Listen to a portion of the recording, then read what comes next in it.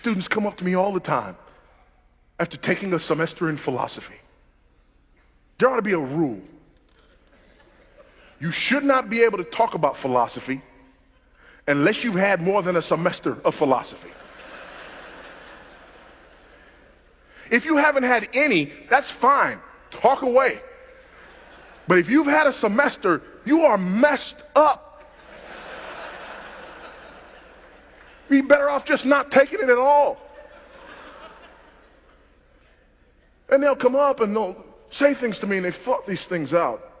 And I'm on the campus to talk about these issues and dealing with apologetics, and they want to catch me alone and ask me these questions, and they look at me and they say, I just wanted to ask you that if you believe in a God that is omnipotent and omnibenevolent, then how do you reconcile the issue of theodicy? To which I respond, took a semester of philosophy, right? Well, yes, how did you know? Because if you hadn't, you'd have just said, listen, God's so powerful and so good, how come bad stuff happens?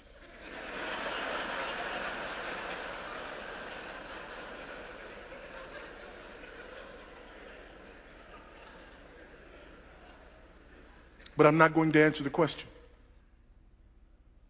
until you ask it correctly. I worked on that all week. What do you mean ask it correctly? You're not asking the question properly. What do you mean ask the question properly? It's my question. You can't tell me how to ask my question. I will answer your question when you ask it properly. How do I ask it properly? Here's how you ask that question properly. You look me in my eyes and you ask me this. How on earth can a holy and righteous God know what I did and thought and said on yesterday and not kill me in my sleep last night? You ask it that way and we can talk. But until you ask the question that way, you don't understand the issue. Until you ask the question that way, you believe the problem is out there.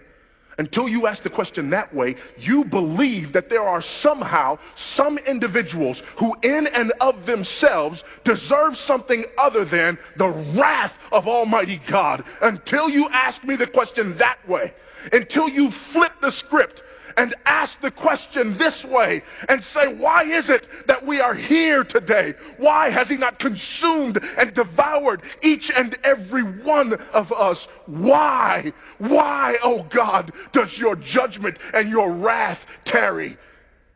When you ask it that way, you understand the issue. When you ask it the other way, you believe in the supremacy of man. How dare God not employ his power on behalf of almighty man? You flip the question around, you believe in the supremacy of Christ. How dare I steal his air? Because the last breath I took, I borrowed it from him. And I'm never going to give it back. When you borrow something and never give it back, you're stealing.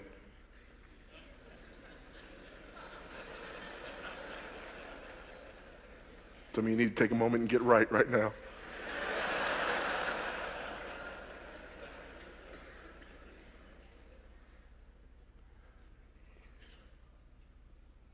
The problem is me. The problem is the fact that I do not acknowledge the supremacy of Christ in truth. The problem is I start with me as the measure of all things. The problem is I judge God based upon how well he carries out my agenda for the world. And I believe in the supremacy of me in truth. And as a result, I want a God who is omnipotent but not sovereign.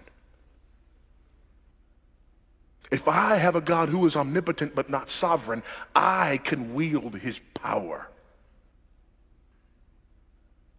But if my God is both omnipotent and sovereign. I am at his mercy.